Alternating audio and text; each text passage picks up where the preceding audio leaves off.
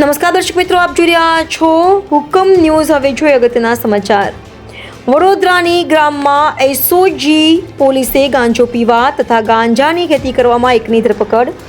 Operation પરાક્રમ અંતર્ગત police inspector એસઓજીના અલગ અલગ ટીમો બનાવી વડોદરા ગ્રામ્ય જિલ્લામાં પેટ્રોલિંગની કામગીરી હાથ ધરેલ.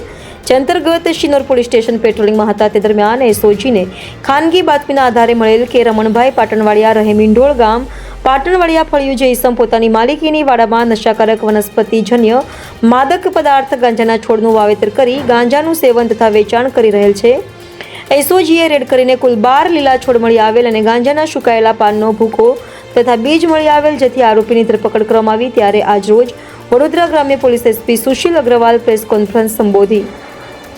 હુકમ ન્યૂઝ વડોદરા. દર્શક મિત્રો, હુકમ ન્યૂઝને લાઈક, શેર, સબસ્ક્રાઇબ કરો, બેલ આઇકન પ્રેસ કરો, જેથી આપને નોટિફિકેશન્સ મળતી રહે. આજે સવારે ઓપરેશન પરાક્રમ હેઠળ વડોદરા ગ્રામ્ય પોલીસની એસઓજીની ટીમ દ્વારા એક ગેરકાયદેસર ગાંજાના વાવેતરનું કેસ કરવામાં આવ્યું છે.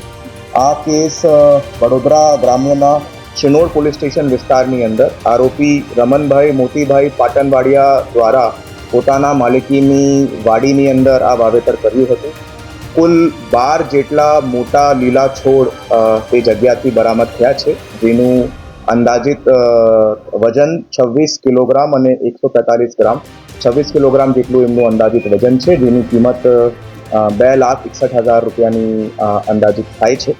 આ આરોપી વિરુદ્ધ આ પ્રથમ ગુનો નોંધાયો છે.